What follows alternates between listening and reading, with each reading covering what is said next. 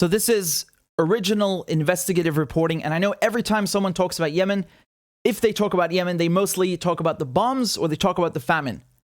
This article talks about the siege. It breaks down bit by bit how the siege works. So, please just give me 20 minutes of your time so I can explain this to you. And this is original reporting. And I did it with a Yemeni economist. He's an Oxford graduate. He worked at the World Bank. He's been an economist for decades. And, all of this data is from the UN, the World Bank, the IMF. We use these sources on purpose so no one can accuse this report of being biased. Is no opinion here, it's just facts. And it shows you how terrible the siege on Yemen is. And no one talks about this. So again, please, give me 20 minutes of your time just to explain this. And please share the video, share the article far and wide, because we need to raise awareness about this.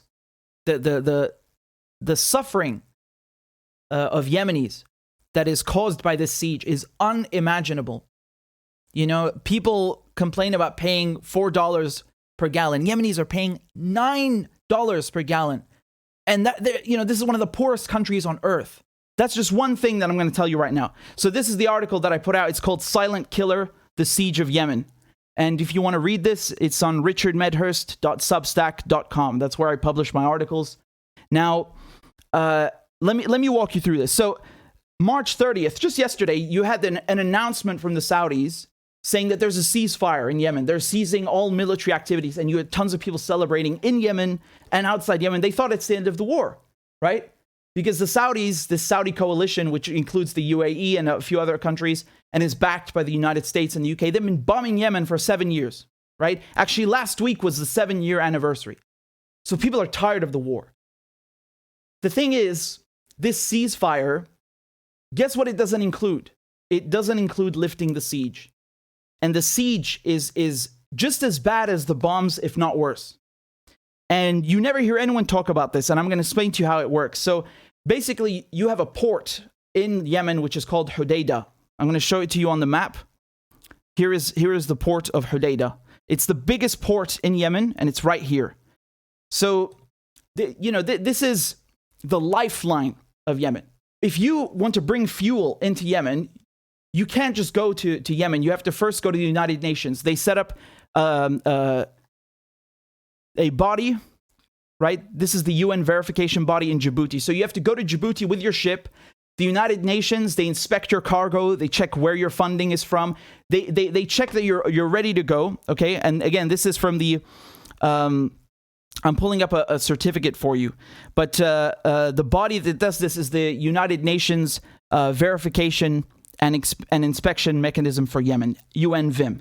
And so when you get clearance, they give you this document. So this is an official document that I've obtained from from a ship that's been cleared by the UN to go to Yemen. And you get this certificate of clearance. Now, you might be thinking, well, great, you get the certificate, you can just go to Yemen. No. Fuel ships that try to go to Hodeidah, which again is the biggest port in Yemen, get stopped. By who? By the Saudis. So the Saudi coalition are randomly coming in and detaining fuel ships, and then they take them to a place up in the Red Sea called the Coalition Holding Area. Okay, so here's the Coalition Holding Area on the map. Do you see this red dot over here? CHA? That's where it is. And it's near the Saudi town of Jizan, right? So you want to bring your ship here. They hijack your ship and bring you over here. In the shipping business, in the shipping industry, if you're transporting cargo and you don't offload the cargo, you have to pay a fine to the owner of the ship, because basically you're preventing the owner from making money from using that ship. And this fine is called a demurrage cost. Okay?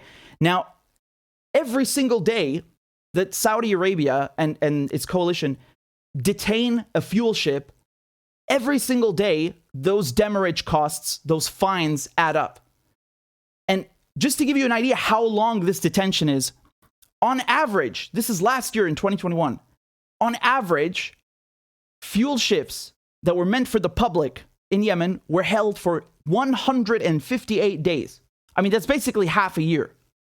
So can you imagine, every single day for half a year, you got fines piling up and piling up.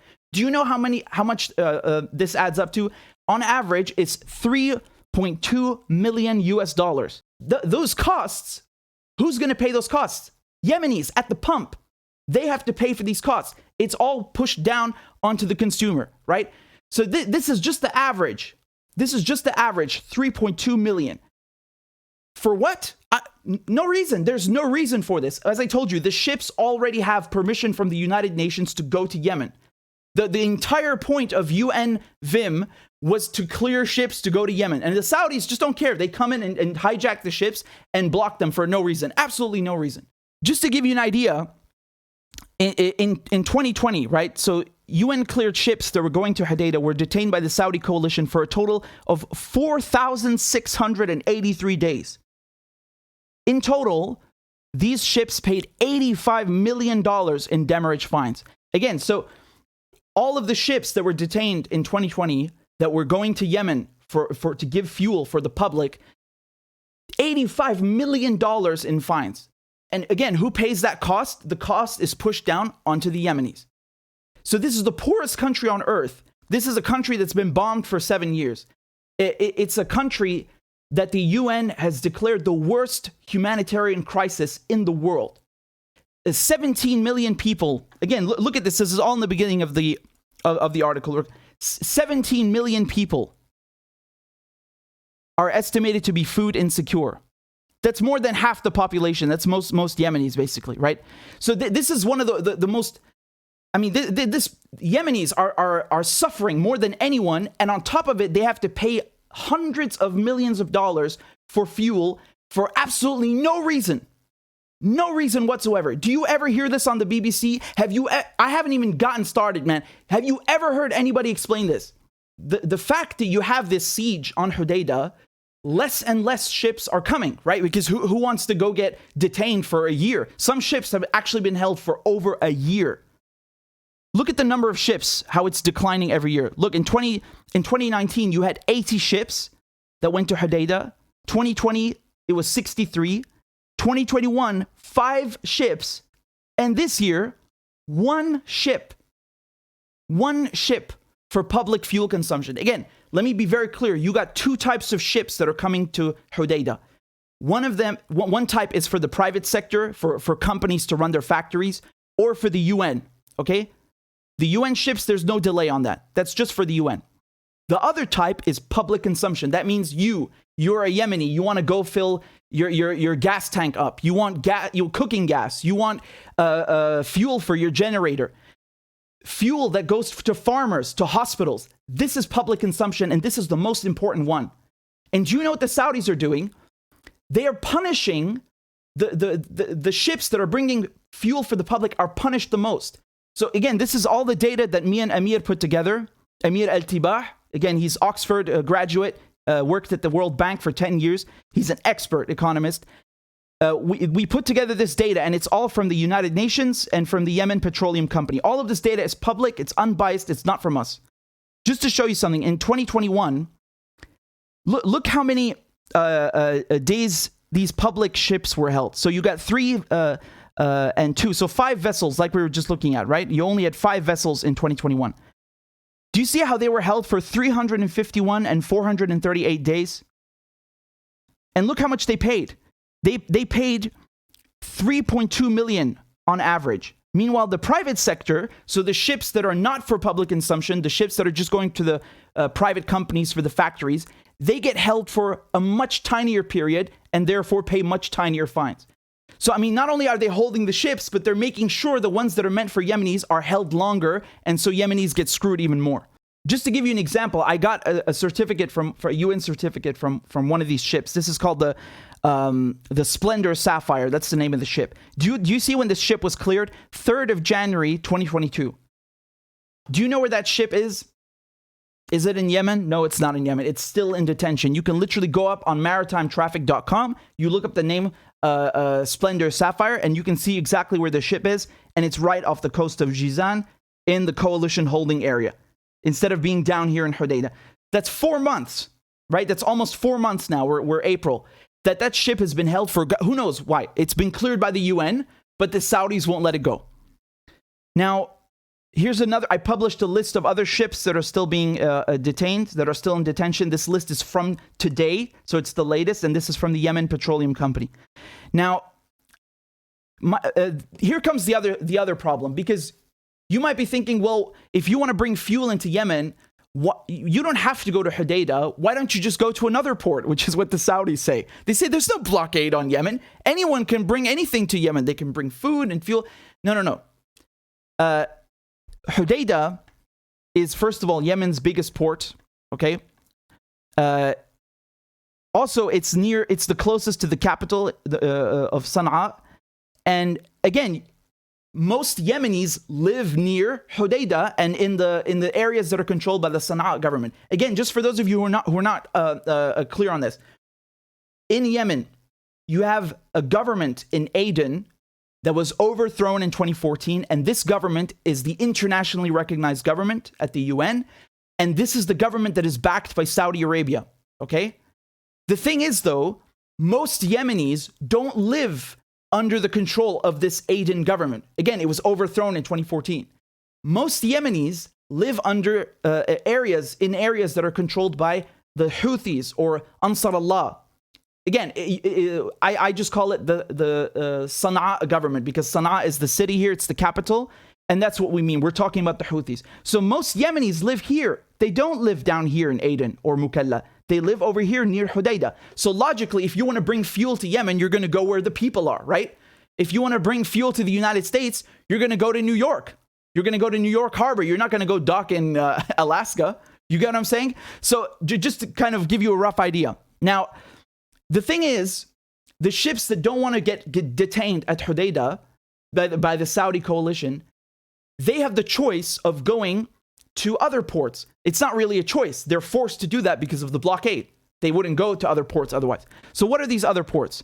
The other ports are Mukalla. So again, right here on the same map, here's Mukalla down here, which is it's on the other side of the country, literally. Do you see all the people live here?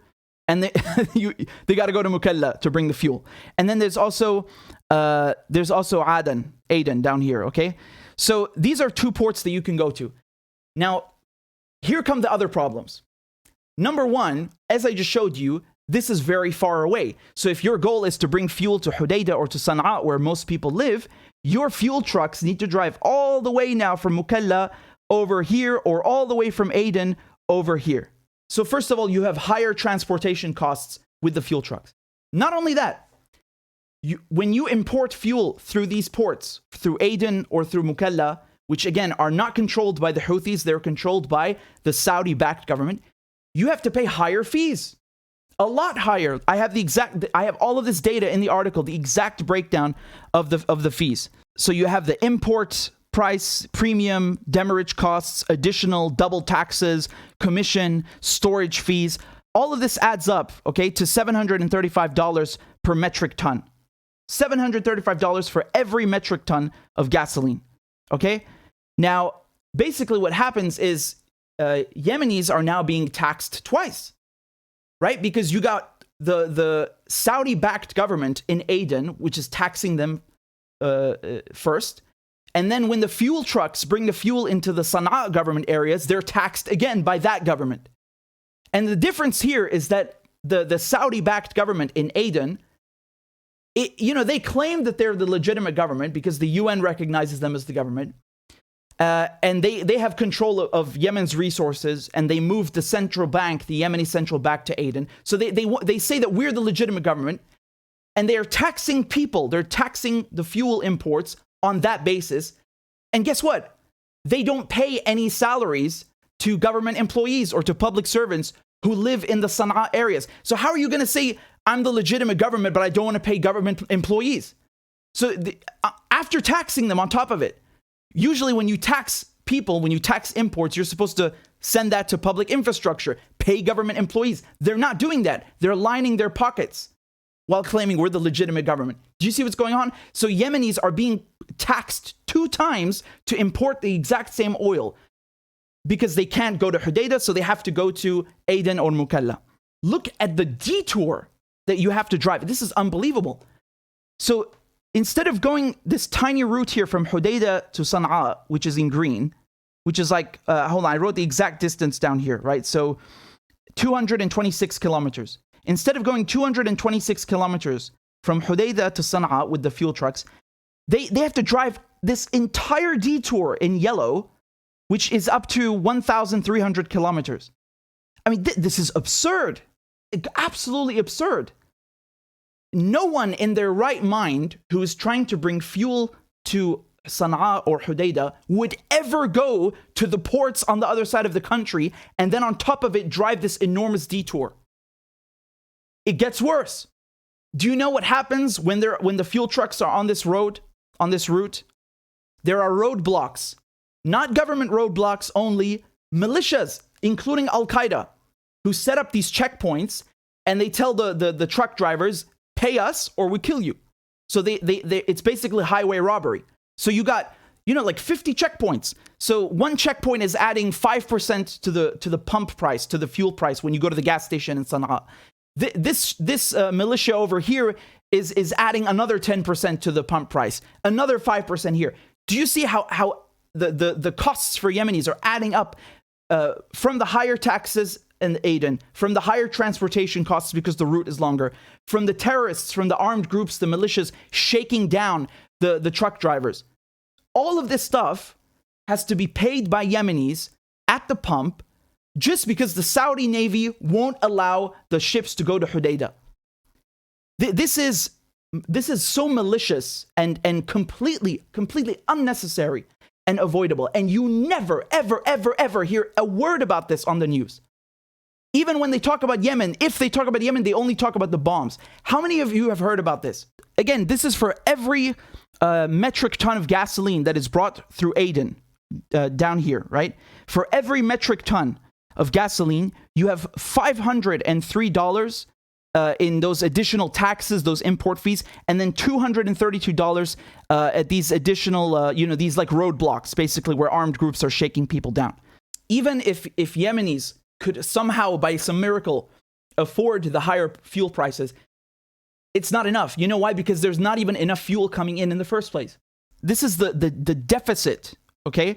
So basically, in 2020, Yemenis that are living in areas under control of the Sana'a government, again, which is in these areas, this is where 80% of Yemenis live. They live here. In 2020, Yemenis that are living in these areas only consumed half of the gasoline and diesel that they actually needed from Hodeidah. So there was a 50% deficit in consumption in 2020. The next year, in 2021, 90% deficit. Okay?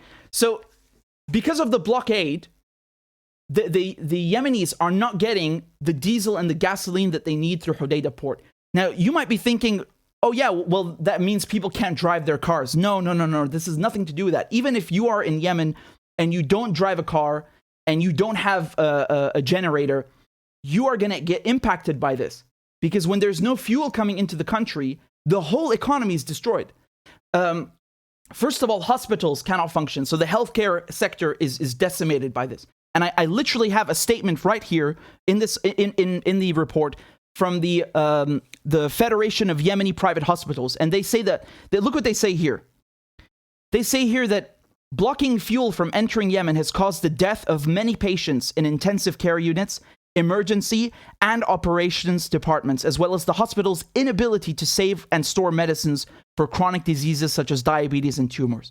Okay, so that's already hurting the healthcare sector. I mean, again, I'm so frustrated because I can't encapsulate how bad Yemen was already doing before they intensified the siege. It's like adding insult to injury, truly.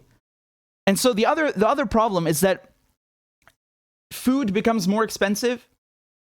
The primary sector, agriculture, this is also decimated. The industrial sector is decimated. The services sector is decimated. Yemen's economy, the inflation rate in 2021 was 40%. 40. In France, the inflation rate in 2021 was 1.9%. 1.9 versus 40. That is how the fuel crisis, this blockade, and the terrible conditions in Yemen are hurting the economy. So just to give you an idea of how much Yemenis are paying, in 2021, the Yemenis living in the Sana'a areas paid $644 million extra for diesel and gasoline for absolutely no reason.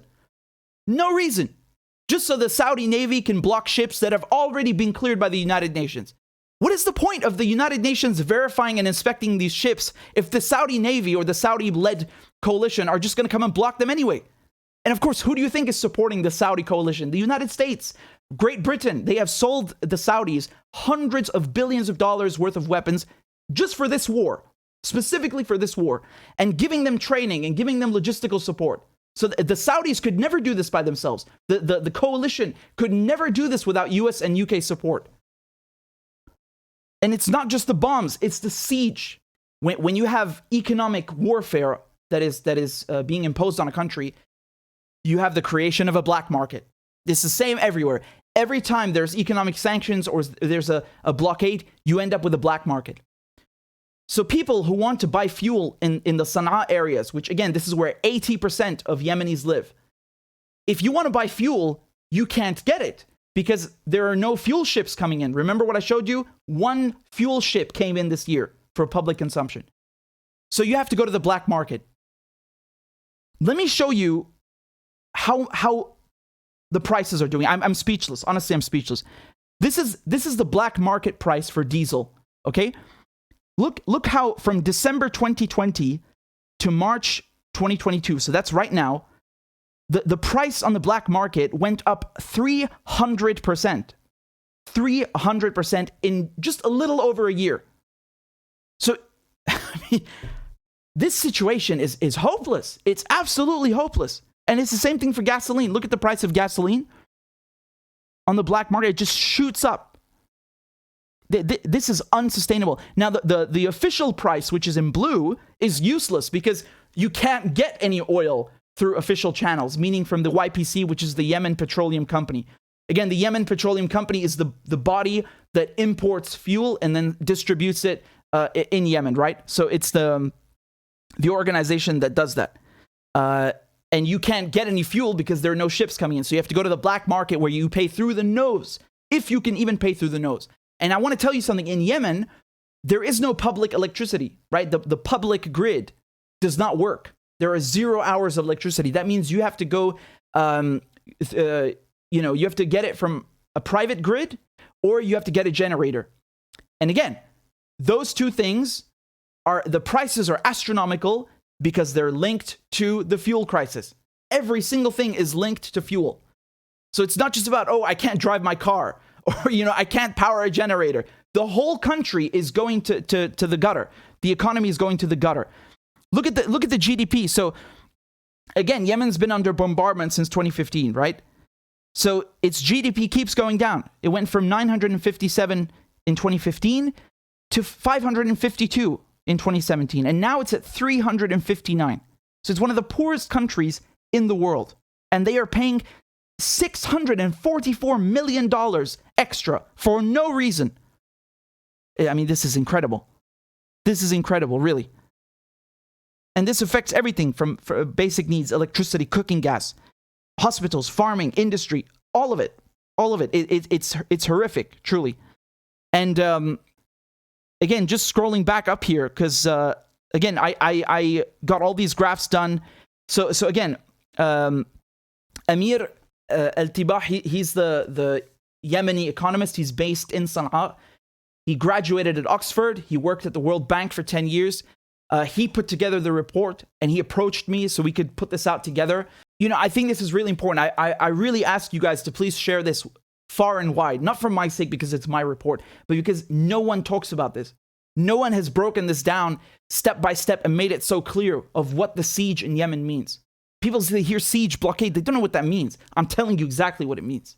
I'm telling you literally figure by figure what it means. Look at that. Look how no ships coming in. Again, don't get it confused. There are UN ships and private sector ships coming in, but we don't care about those. Those are useless. If you're in Yemen and you want fuel for your generator, you can't go get that from the private sector or the UN. you buy it from the public fuel consumption, right? If you're a farmer or a hospital, it's public fuel consumption. So these are the ships that we care about. One ship so far this year. And again, here's the list. I published the list of ships that are still in detention. Right? It's in the article right here from the YPC. These are all in detention for no reason.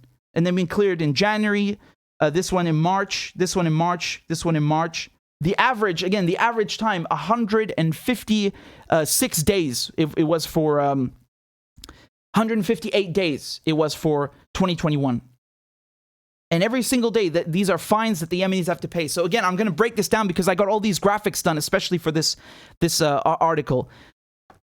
Number one, if you try to bring fuel through Hodeida, which is Yemen's largest port, you have to get verification from the United Nations. You get the verification, but when you try going to Hodeida, the ship is detained by the Saudi Navy. And then they bring you to the coalition holding area and they keep you there for months. Some ships have been held for over a year for no reason. No reason. And every single day that you're being held, you have to pay demurrage fines. Again, these are like, it's a fine that you pay to the owner of the ship because you're not unloading the cargo. And this adds up and adds up and adds up and adds up. And on average, ships are paying $3.2 million on average. And this is, of course, a cost that is passed down onto Yemenis. And so once those ships actually get to Yemen, not only is the fuel more expensive, if they get to Yemen, but on top of it, the shortages cause everything in the country to collapse. Hospitals, farming, agriculture, you name it.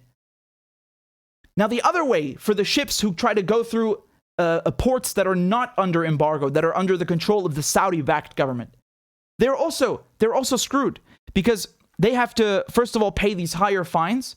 Again, I made a graphic for you here. So they have to pay these higher taxes and fines. And they're basically being taxed twice for the same fuel. And then they have to travel greater distances. I mean, the detour is absolutely ridiculous, right? I can't stop showing you this map because it's so absurd. Look at this route in yellow. How on earth does that make sense? Do you know what this is like? This is like, imagine you're trying to bring fuel to New York, and instead of docking in the New York harbor, you go and dock in Florida and then drive the fuel up the entire East Coast. Why on earth would you do that if you could help it? No one would do that. This is a result of the blockade. This is a direct consequence of the blockade. Higher transportation costs because the routes are longer. And then along the way, you have roadblocks by Al-Qaeda, by other militias who are just trying to make a quick buck. And they threaten you. You either pay us, highway robbery, or we kill you. And then, of course, all of these things, higher import taxes or the double taxes, the higher transportation costs, the shakedown, the robbery by Al-Qaeda and other groups on the highway, all of this, who pays this? Yemenis. So again, just to put this in perspective, right now in Yemen, you pay $9.50 a gallon. That's not a European country. It's not a first world country. It's not a developed country. It's not even an undeveloped country. It's the country that is experiencing the world's worst humanitarian crisis. Can someone please tell me how this is fair? This is absolutely evil. It makes no sense.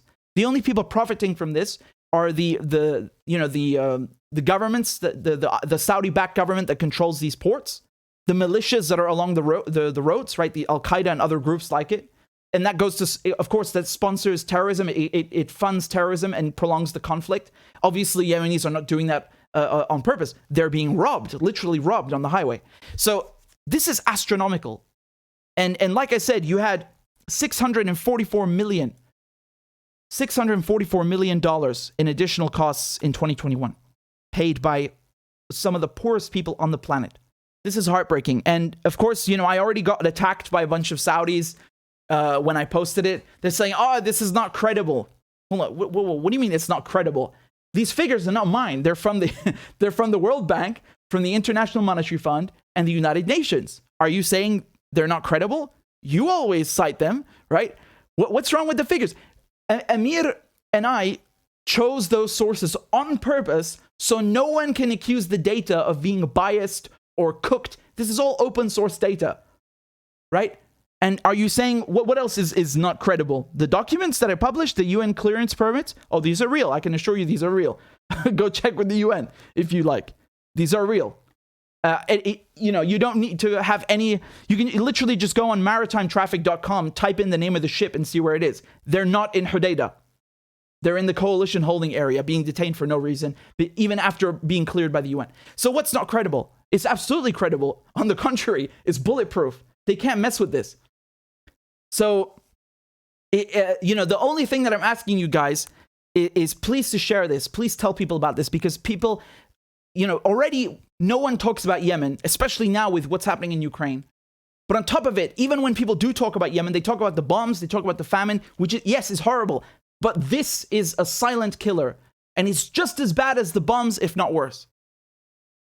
Even my cousins in Syria, they're also under a de facto siege because of the sanctions. It's not a naval blockade, but it's the same thing. It's economic warfare. They told me the same thing, right? They said that they prefer the bombs over the sanctions. And Amir, who I did the report with, same thing he told me. He saw my video when I was talking about my cousins, and he said, it's like what your cousin said, what my cousin said, right? It's just as bad as the bombs, if not worse. And the majority of Yemenis have not been killed by bombs. They've been killed by the famine and the blockade. So we really have to spread the word about this. And this was a lot of work, really. What Amir did, absolutely brilliant. And he's a top economist. He knows this inside out. And he really did an amazing job putting this together. Amazing job. I cannot tell you how complicated this was. So it's important that we get these figures out. Again, Yemenis paid. This is the Yemenis that are living in the Sana'a area. So that's 80% of Yemenis. They paid $644 million extra for diesel and gasoline for no reason, just because of this blockade. And that's last year in 2021, right? And you have ships being detained 158 days on average for no reason. Again, just to make the Yemenis suffer. So, you go through Hodeidah, you'll be detained, higher cost of fuel. You go through Hodeidah, so the main port, you'll be detained, higher costs of fuel because of the damage fines. And if you go through Aden or Mukalla, one of the other ports that are controlled by the Saudi-backed government, you get hit with higher import taxes. You have longer routes to travel, so higher transportation costs, breakage costs. And then, of course, on top of that, Al-Qaeda and other militias shaking you down, robbing you on the highway. And who pays for this? Once again, Yemenis. This is not fair. I see people in the United States, rightfully complaining about paying $4 a gallon. But just to put it, I'm not trying to minimize that, but just to put it in perspective, the United States is a rich country. People are being forced to pay $4 a gallon there in one of the richest countries. Yemen is one of the poorest countries, and they're paying $9.50 a gallon. I mean, anywhere that would be wrong. And that would be bad and oppressive. But on top of everything that Yemen has been through, do you see why this is so angering and frustrating? And now on top of it, everyone's talking about Ukraine. No one wants to talk about Yemen. Let me tell you something. Again, it's like it just gets worse and worse and worse. So on top of the bombing, you have the famine. On top of that, you have the siege. The war in Ukraine is impacting Yemen. Do you know why? Because Yemen imports 40% of its wheat from Russia and Ukraine. So on top of everything I've told you, the costs are going up even more. It's really tragic. It's really. I feel like tragic doesn't encapsulate it, but really I'm really upset for what's happening to Yemenis. My heart really aches for them. This is not fair. This is unacceptable. And already people, even without the war in Ukraine, I feel like no one cared about Yemen. So I'm really trying to do my best here with Amir. I do this, not just as like a journalist or because Yemenis, are my brothers, but because it's a human thing. We have to care because we have to have compassion. So again, please share this far and wide. Please raise awareness. We have to tell people about this. I haven't seen this documented anywhere. I'm not saying I'm the only one who's ever talked about the siege, but I think this is a very comprehensive breakdown, step by step. It's original investigative journalism. It's unbiased, open source data using figures from the IMF, the World Bank, the UN. You can't deny this. It's undeniable what is happening in Yemen, especially when the Saudi coalition are saying, oh, there's a ceasefire. This is not a ceasefire. Just because you stop dropping the bombs doesn't mean you have stopped choking and starving Yemenis and depriving them of fuel, which in turn causes a ripple effect, a domino effect that is lethal. Lethal. Unless they lift the siege and stop the bombs, it's not a ceasefire. And another thing that I wanted to add, which I put in the article, just a few weeks ago, you had a donor conference for Yemen. Every year, all these countries, they get together at the UN and they have a donor conference and they try to raise money for Yemenis. And ironically, the ones that are pledging the most are the exact same countries that are bombing Yemen and imposing the siege on Yemen. This year, they couldn't even reach the goal. They only raised $1.7 billion out of 4.27. Now, again, aid is good, right? It helps, but it's not a solution.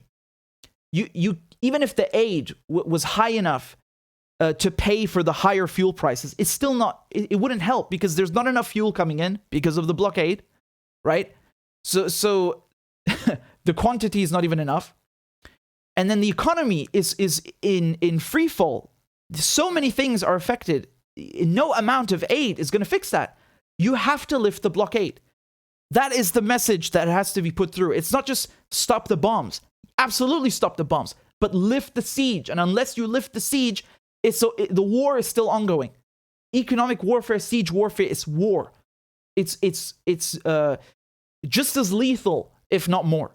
And the ripple effect has the domino effect. It's absolutely lethal and deadly.